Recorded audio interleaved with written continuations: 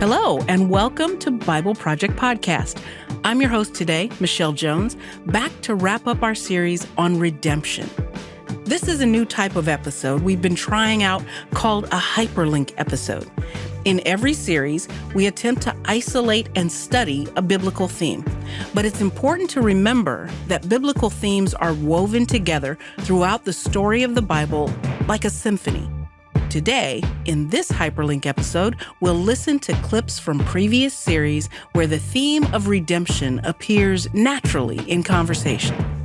As we begin, let's remember that a redemption is a transfer of a possession from being lost back into the possession of its rightful owner. Human beings belong to God and exist to live in union with God. But humans, tragically, are lost when taken possession by sin and death. The story of the Bible, then, is a story of how God will repossess humanity. That is, transfer us back to where we belong, to restore us into union with Him. In other words, God wants to redeem us. Thanks for joining us. Here we go. That is redemption.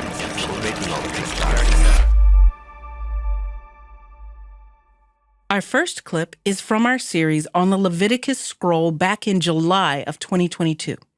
At the very center of the Scroll of Leviticus is a climactic ritual called the Day of Atonement, or Yom Kippur. On this day, the high priest casts lots for the fate of two innocent and blameless goats. One goat symbolically receives the sin of Israel and then is sent away to encounter a spiritual enemy in the wilderness named Azazel. The second goat is brought into God's holy place, the tabernacle, and the blood of this goat is sprinkled on the cover of the Ark of the Covenant, the throne of God Himself. This is a strange image for us, but we need to remember that in the ancient world, the blood symbolizes life, and the life of something blameless can cover over the reality of death. While this series on redemption has focused on the Passover lamb, the Day of Atonement is another piece of the biblical mosaic that helps us understand the death and resurrection of Jesus. This conversation comes from the Leviticus Scroll series, episode 6, titled, What is the Day of Atonement? Let's listen in. Leviticus 16. This chapter is in the section that's at the center of the center of the center of the Torah. Mm-hmm. Yeah. So we know we're close to the heartbeat of the message of the Torah when we enter into the tent on the Day of Atonement. This chapter is super, super important. So Aaron will take the two goats and present them before Yahweh at the tent of meeting, and he's going to get out dice. Usually they're called casting lots, but it's rolling ancient dice. And the dice will determine the fate of these goats. One lot will assign the goat for Yahweh. The other lot will assign the goat for Azazel. Who's this? Azazel. It's a wonderful question, John. So let me just show you Leviticus 16, verse 8. NIV translates the word Azazel as for the scapegoat. One lot for Yahweh, the other lot for the scapegoat. Now, even that English phrasing is a little bit odd. For the scapegoat? Yeah. Instead of as the scapegoat? Yeah. It makes you sound like this goat is being sent for some on behalf of. For some other thing. Yeah. Named the scapegoat. And actually, the oddity is the problem at the heart of the NIV's interpretation here. The New American Standard also translates it as scapegoat. So does King James. But the ESV transliterates the word Azazel with a capital A. Yeah. One lot for Yahweh, one lot for Azazel. Like it's a name of something. Yeah, and the NRSV does that as well. Why did they do that? Well, so notice the parallelism of verse 8. It's almost like a poetic line. Aaron will cast lots for two goats. One lot for Yahweh, the other lot for Azazel. So the sentence structure leads you to think that each lot will designate each goat for someone. Then we'll just keep reading. Then Aaron will offer the goat on which is the lot for Yahweh fell and make it a purification offering. And the goat on which the lot for Azazel fell shall be presented alive before Yahweh to make atonement for it, to send it to Azazel into the wilderness. So there is ample evidence that the earliest interpreters of Leviticus understood this as the name of a spiritual being. A Semitic scholar, Nicolas Wyatt, thinks it derives from two roots. One is the word azaz in Hebrew, which means strong, and the other one is El, which means spiritual being, powerful spiritual being who resides in the wilderness. So here's the next thing that is interesting. The two goats are presented together as a singular offering. And there's no other offering that's quite like this. So first, the goat that is for Yahweh. He shall slaughter the goat of the purification offering that's for the people, and he will bring its blood inside the veil. Inside the holy place. Yeah. The Holy of Holies. And this is it. This is like the time that he goes in once a year. He will do with its blood as he did with the blood of a bull. He will sprinkle it right on the atonement lid, on the mercy seat. And he shall make atonement for the holy place because of the impurities of the sons of Israel and because of their transgressions in regard to all their sins. So he will do this for the tent of meeting that dwells in the middle of them, in the middle of their impurities. All right. 2 goats. One is going to be an atonement. Purification offering. That's right, yeah. And we know from that, the purification offering, the lifeblood's taken from the animal.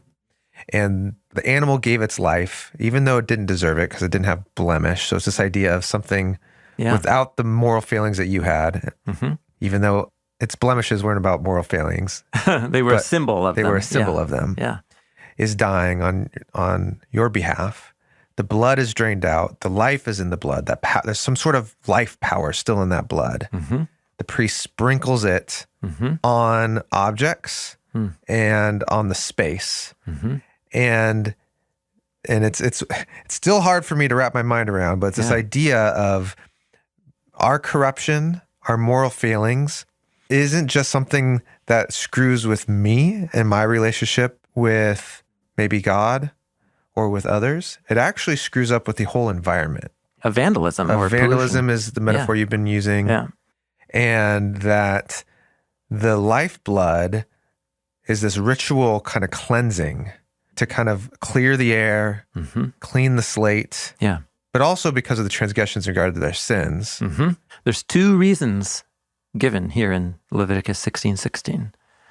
Making atonement, 1, because of the impurities of the sons of Israel. So this is the stuff that doesn't have to do with moral failings.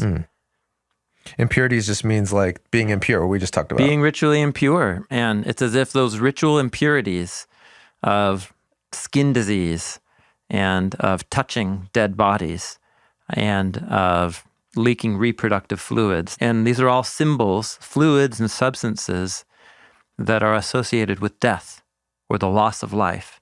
It's as if the tent in the middle of the camp is depicted as surrounded by a chaotic sea of encroaching death, by dying people who live around the tent.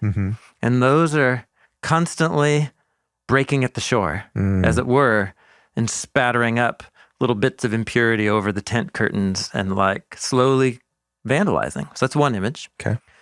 So that needs to be dealt with. And then the second reason given is because of their transgressions in regard to all their sins.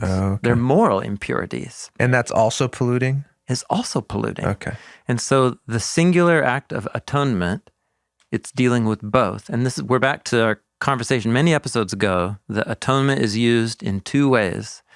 And the Hebrew Bible scholar here that I've learned the most from is Sklar. His book, Impurity and Sin and Atonement in Ancient Israel. That's not the precise title, but we'll put a link in the show notes to his book. Is the atonement is used in 2 ways related to the 2 main meanings of its root word. One is to provide a ransom. When you wrong someone, you owe them. And so when we wrong each other, we wrong God. That's core to this idea. And so we owe God for wronging each other. And so a blameless life being offered unfairly to give its life for my sins is a ransom. But then also Another metaphorical kind of scheme is that my sins and impurities pollute the divine presence like that, encroaching waves of ickiness. And so that blood can overpower the forces of death by standing in my place as a blameless substitute, where a blameless life can cover over death and sin. Both stories are being told right here in Leviticus 16:16. And this goat, which is only one half of the Day of Atonement offering, the one that goes into the holy place by the priest, does that. The emphasis is on the pollution and the vandalism. Yeah, I have to separate them to make sense of them. But the idea is our signs of mortality, our impurities, which are not morally wrong, but they are signs that we're dying creatures. And then also my moral failures. And death and moral failure is linked closely together in the biblical story, because the only reason we're all outside of Eden is because of humanity's moral failings. And so the moral failings are compensated for, and the effects of our moral failings are reversed by the blood of the substitute put on the atonement lid, as if this lid, which is the place where God's presence touches down, is the place where God has provided the substitute. I'm not saying any of this makes deep intuitive sense to me, but I'm saying it's a symbolic ritual language that I've had to work a long time to learn what it's saying. But I think once you sympathetically can enter into the symbols, you can see at least the story. So this one represents a blameless life. Who can ascend the mountain of the Lord? Psalm 15. Only the blameless one who does what is right and just.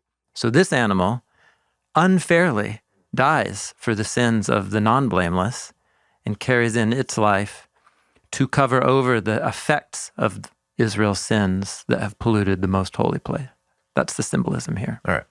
What we also hear is nobody else should be in the tent when he brings in that goat. Just one representative human and Yahweh. Okay, down to verse 20.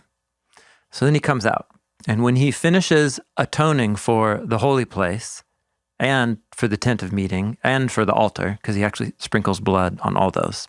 This is cool. So where he goes is he takes the blood of that goat and he goes in to the most holy place, which is going to the most westward point.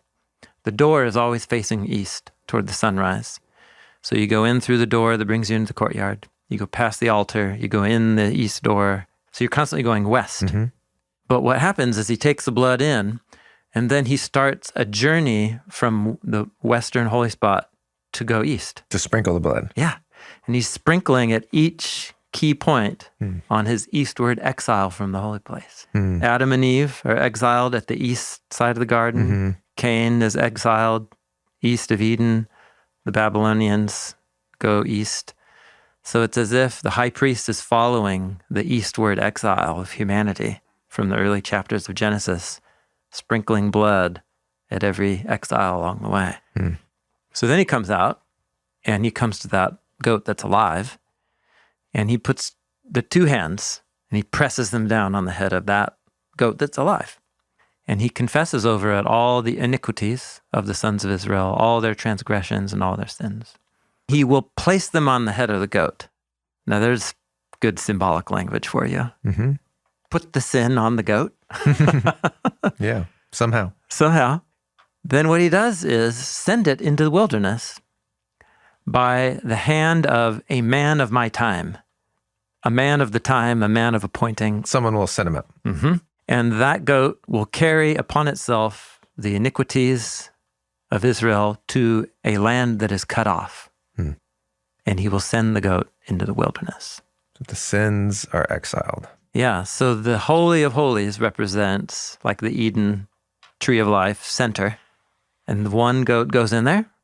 The blameless goat goes in there. The living goat goes out into the wilderness to a cut-off land, the opposite end of the cosmos in the biblical imagination. And what's interesting is Azazel is not brought up there. Noticing that. Here it's just called the realm of being cut off in the wilderness, which is the opposite of the garden. So scholars call this the elimination ritual. And I learned a lot about this from reading lots of scholars. One particularly illuminating account for this ritual was a scholar named Roy Gane in his book, Cult and Character. It's a whole book about purification offerings in the Day of Atonement and the problem of evil in the Hebrew Bible. So I'm just going to talk through this kind of extended quote, but this was hugely illuminating for me. And he says, no part of this goat, the living goat, is offered to Yahweh. This is not a sacrifice. It's an elimination ritual. The biblical prescription does not call for the death of this goat. It is simply sent away as a ritual garbage truck, carrying controlled toxic waste to Azazel. Now, Azazel's precise nature is elusive. The reason for the lot ritual before Yahweh is that he must decide the role of the goats through what appears to be chance. Through the lot ceremonies, the goats are designated as belonging to Yahweh and to Azazel, respectively, each being a party capable of ownership. The fact that Yahweh is a supernatural being could be taken to imply that Azazel is the same. But the animal is not an offering to Azazel. Rather, the live goat transports Israelite failures to Azazel, who ends up having to take this noxious load. The ritual is an unfriendly gesture to Azazel. It's more like sending someone a load of chemical or nuclear waste. Yeah.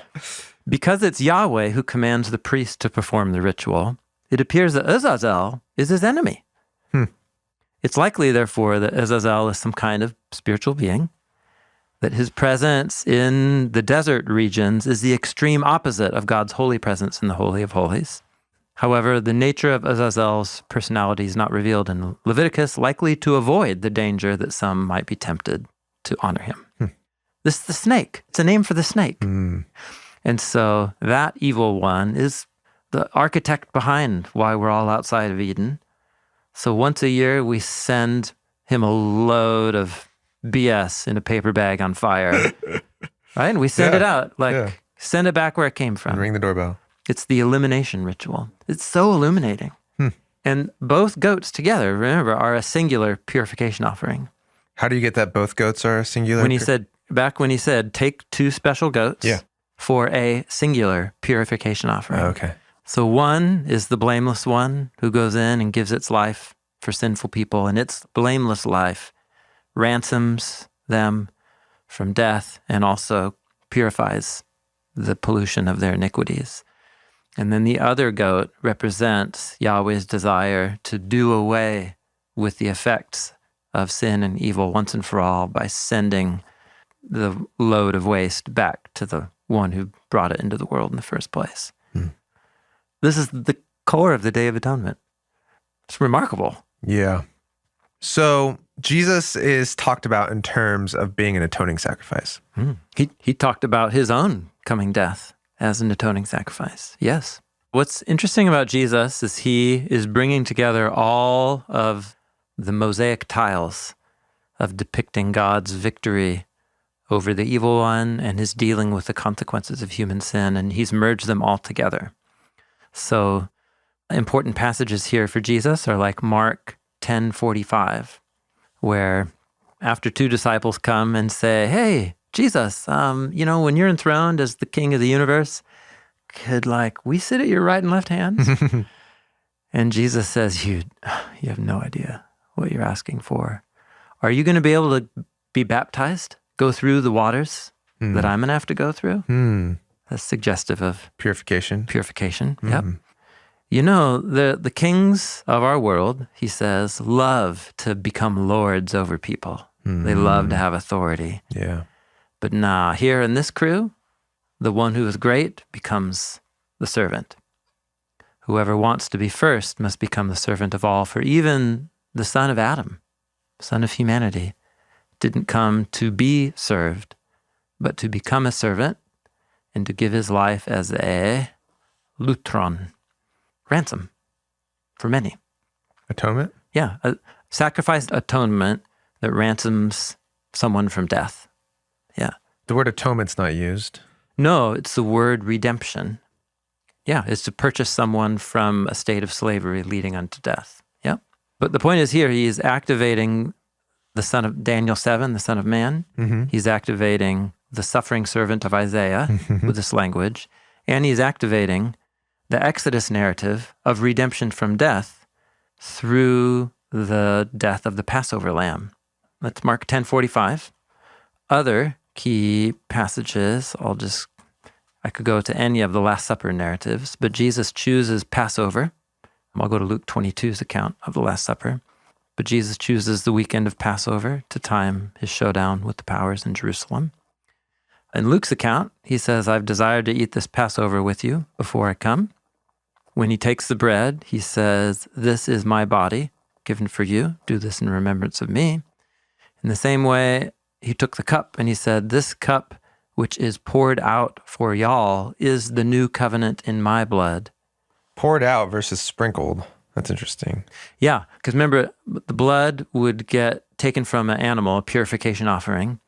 It would get taken into the Holy of Holies and sprinkled in the holy place and then sprinkled on the altar. And then what's left in the bowl gets poured out at the base of the altar. Okay. Yeah. So here Jesus is merging together imagery from the purification offerings happening in the tabernacle. The cup. And the purification offerings that happen throughout the year culminate in this one great purification that is the Day of Atonement. But he's doing this on Passover, which is a different type of substitute. A different narrative, but both had to do with the sins of Israel and the sins of the empires of this world lead to slavery and evil and death. And so Yahweh is going to bring a great flood of justice over the land. But for anyone who wants to be covered by God's mercy, he provides a blameless substitute. That's the Passover lamb. But that's also essentially what the Day of Atonement is about. He's brought Israel out into the wilderness, a land of danger and death, and he's provided a way for them to be washed of their sins and impurities. But man, if they don't deal with them, they're going to pollute Yahweh's presence and he'll leave, which will leave them to die in the wilderness. And so the Day of Atonement goats become another way of looking into the mystery of what Passover is. The Hebrew Bible is a huge mosaic. So all these narratives and here, ritual symbols help us become wise about what's wrong with us and what's wrong with the world. And what is God doing about it? What has God done about it? And Jesus, just in a very few little words, brings all of these narrative images together in a really provocative way. And the Last Supper is an important place for that. What Christians like to say is that these sacrifices were pointing to or trying to enact what Jesus actually accomplished. Yeah. Yep. That's right. That he's actually doing something that all of the symbolism was the hope and power of. Yeah. So here an important distinction needs to be made between the actual historical activities happening around the tent and the tabernacle and the Hebrew Bible's representation of all of that. Because the Hebrew Bible gives us a literary representation of the Day of Atonement and a Passover, but included within a collection of scrolls that have all of these other stories in it. And one scroll in the Hebrew Bible is Isaiah, which tells you Israel and humanity really needs is a person who will ascend to the high place and offer their life as a blameless sacrifice. In other words, Leviticus is alongside Isaiah, is alongside Genesis. So when the author of Hebrews says it's impossible for the blood of animals to take away sins, he's not saying something new. What he's saying is what is already the message of the Hebrew Bible. Because the Hebrew Bible is telling you that the animal sacrifices are just a symbolic gift of Yahweh of a down payment of something bigger that needs to happen, which is of a blameless human who would come and stand in the holy place and offer their life. And that's what Moses' story is about. Does that make sense? So Jesus saw himself as the blameless goat whose blood is purifying. Now there's a goat who bears the sins and is cast out. Jesus identify with that goat? It seems like the gospel authors want to associate Jesus with both goats. One by being the blameless sufferer, but then there's the emphasis that Jesus' death is happening outside the city, near a burial plot, grave area, outside the city gate. Yeah. And so the one place in the New Testament this is really exploited is in the letter to the Hebrews, where he says, "Therefore Jesus also, that he might sanctify the people through his own blood, suffered outside the gate. So let us go out to him outside the camp, bearing his shame." The purification offering animals, their remains were taken outside the camp to a dumping site. So it could be that he's referring to that. He could also be referring to the goat that is exiled outside of the camp as well. Yeah. You go join him. Well, because there's 1 Peter 2, Oh, yeah. Jesus himself bore our sins in his body. Yep. That makes me think of like the ordination of the scapegoat with like taking the sins. Yeah, yeah. Of bearing the sins. Yeah. You're saying, yep. Yeah, what verse is that? 24. There it is. Yeah, 2 verse 24. Yeah, he links Jesus to a sacrificial animal that carries our sins. And there's only one animal that's said to carry the sins of Israel, and that's the goat for Azazel. Yeah, the scapegoat. Yeah, so that's a good example. That little line comes from Leviticus 16, but he's refracted that language through the way that's all summarized in Isaiah 53, which he's also quoting from right here, and then in the next line, where he says, by his wounds you've been healed. By his wounds we've been healed. So he's reading the Day of Atonement through the poem about the suffering servant. That's what we're seeing. Peter's mind is so saturated that he thinks about the Day of Atonement through the prism, through the looking glass of Isaiah 53. He sees them as deeply connected. And where did Isaiah get the idea that the suffering servant would bear the sins? Yeah. Yeah, I think from the Day of Atonement and from the narratives about Moses giving his life for the sins of the people and so on. So, yeah, this is the chapter that resolves the crisis at the center of the center of the center of the Torah. And the fact that it needs to happen every year also tells us that it's like a stopgap. This is not new creation. This doesn't settle it. We haven't restored humanity back to Eden. We're still enacting something. Yeah, that's right. What God has given is a way for Torah instruction and a way for his people to understand who they are, what they need, what God wants to give them. This is what the ritual instructions of Leviticus are all about. Yeah. Also, as a concluding note, when we were talking about the offerings before, you showed there was a sentence where God says, I have given them to you. I'm giving them to you. Yeah. This isn't like an obligation we owe to God to try to appease him, but was a gift that God was giving to us to know we can be in a right standing and to embrace this right standing. Yeah. It's actually in the chapter right after the Day of Atonement. Oh. It's in Leviticus 17, where God says, the life of flesh is in the blood, and I have given it to you on the altar to make atonement for yourselves. It's God presented as the initiator and the giver of the blameless life that will ransom from death and purify from the effects of sin. God is giving the life of the blood to us. Yeah. The life of a blameless one. Of a blameless one. Yeah. As a gift. Yep.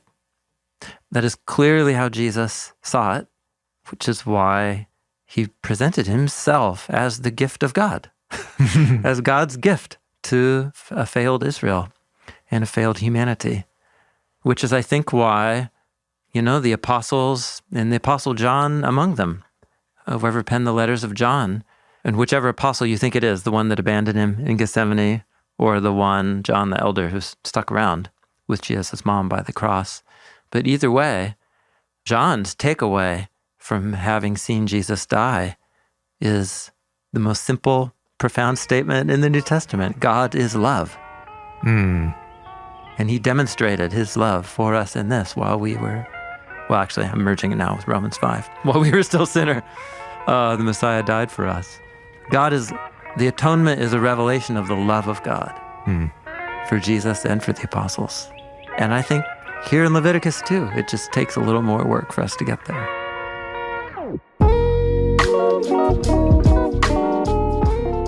That clip was from our 2022 Leviticus Scroll series, episode 6, titled What is the Day of Atonement? You can listen to the entire 9-part series to dive deeper into the structure and themes of the book of Leviticus.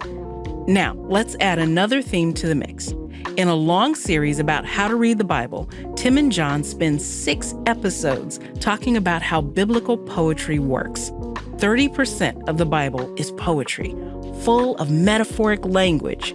Metaphor is our fundamental way of perceiving the world. We create understanding by comparing familiar experiences with new ideas, and every culture has its own way of developing metaphoric language. We say things like, "Do you have time?" or "I'm out of time," or "Can I buy some more time?" These are all phrases that show that we think of time as a possession.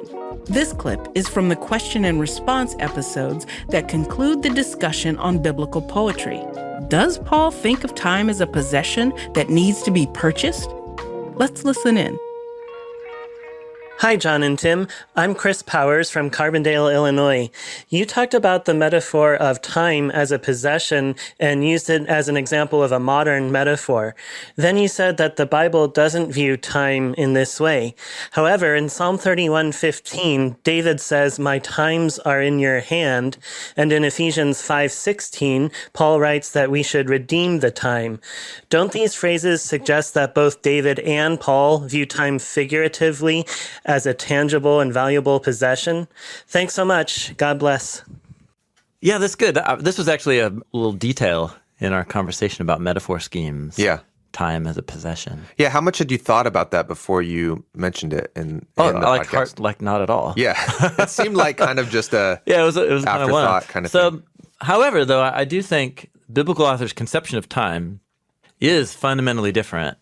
That's the whole thing that I would love to learn more about. My point in that moment was just the Bible isn't filled with the same metaphors of time as a possession that we use. We use it so much. We use it so much. I lost time. Yeah. Spare some time. Yeah. Give some time. Gain some time. Buy some time. Yeah.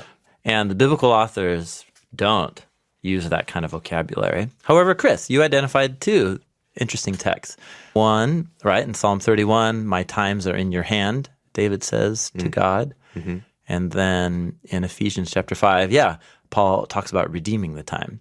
So I went and looked both those up and thought about those because you're questioning, Chris. Here's what's interesting. In neither one of those cases is time my possession.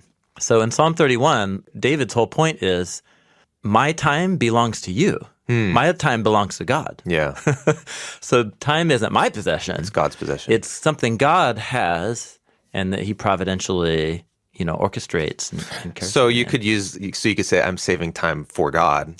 Yeah. I'm saving God's time. Yeah. That would be a funny way to talk. Like, you just saved me some of God's time. Yeah.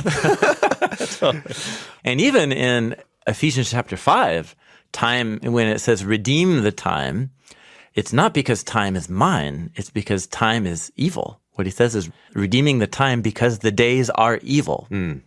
And redeem is Exodus language. That's purchasing a slave's freedom to release them into the promised land. So the metaphor is that time is in slavery to evil. in slavery to evil. Yeah. Time's a captive of evil. Time is a captive. And we, in that's cool. the power of the new human, Jesus, are able to free time from its slavery to evil and release it into the new creation. So that's a great example of What a cool metaphor. It is a cool metaphor. Yeah. So the common Western metaphor is time is a possession. And time's my possession. time is my possession. So if I redeem it, it means I maximize it for my purposes. Yeah. Right. And that's actually how I would typically read that verse. Yep. Redeem the time. Okay, maximize my time. I'm not going to sleep in. I'm not going to... whatever. Yeah. But, which isn't necessarily completely off the mark. Yeah. But that's right. You're saying the metaphor that the Bible's drawing upon is Paul is using, when you look at his use of the word redeem. Yeah. The metaphoric scheme in his head is time as a captive. Time, it's the Exodus scheme. Yeah, time is in slavery. Yeah. Actually, it's bigger than that. It's just the world is in slavery. Yeah. To evil and selfishness. Okay. And time is one example that can generate many different types of people are enslaved to evil. Well, when he Here says time, is he referring to like, the age? Yes, How we talked about exactly. the age of sin and death. That's right. The age of, Yeah, that's right. So we're in an age that is captive, Yes. and we can rescue the age. We can be a part of redeeming the time, freeing it from slavery. But redeeming time seems kind of trite, like, oh, I'm going to save an hour. But rescuing an age? Yeah, that's right. That sounds epic. Right?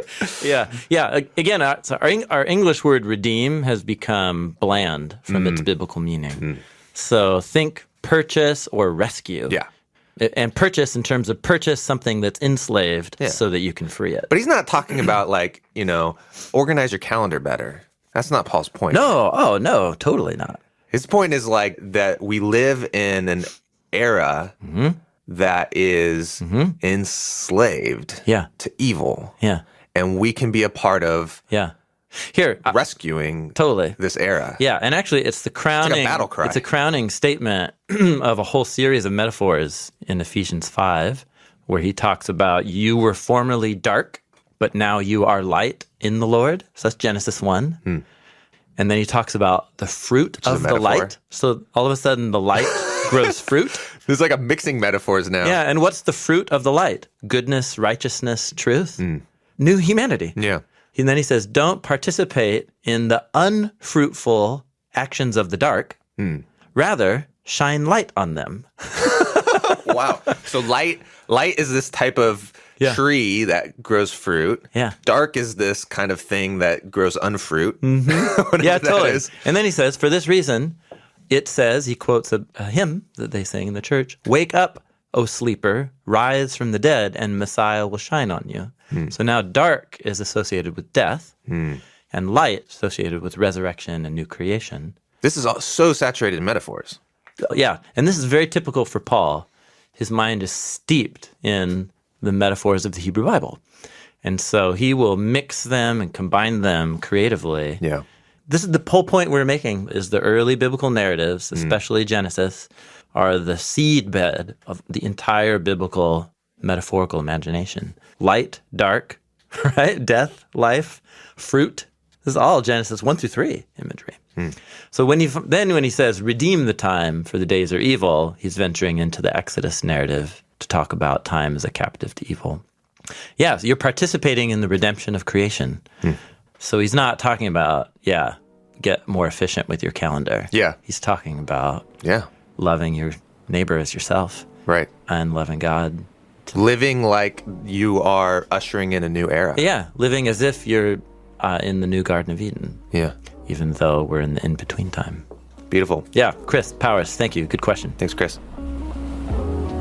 That clip was from our 2018 series on how to read biblical poetry, specifically the Poetry Question and Response episode. Now let's move to our third and final clip. In our series on redemption, we talked about God redeeming humanity from the realm of sin and death and bringing humanity into the realm of God's own life. But this raises an interesting question. What happens to us between the time we die and when God raises us to new life?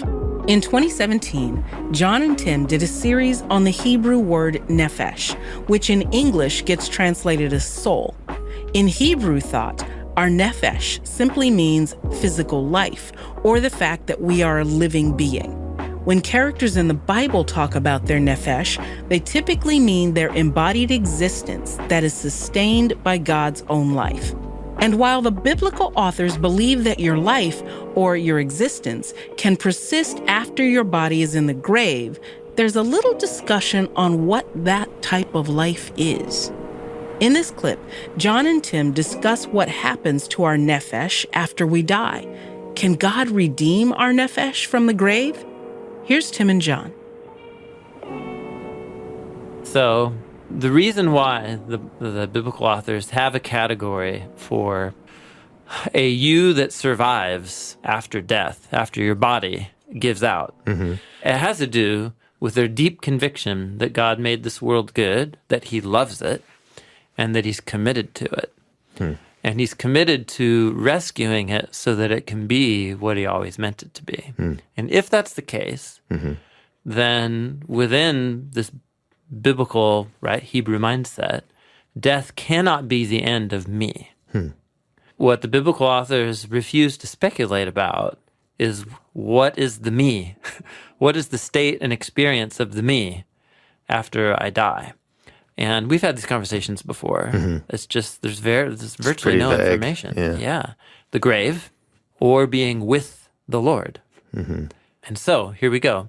Here's one of just, it's a great example in the Old Testament where the poet of Psalm 16 is talking about how God is committed to him, connected to David, the hope of the Davidic king, how God's committed to him. And he says, Psalm 16, verse 8, I've set the Lord continually before me because he's at my right hand. I won't be shaken.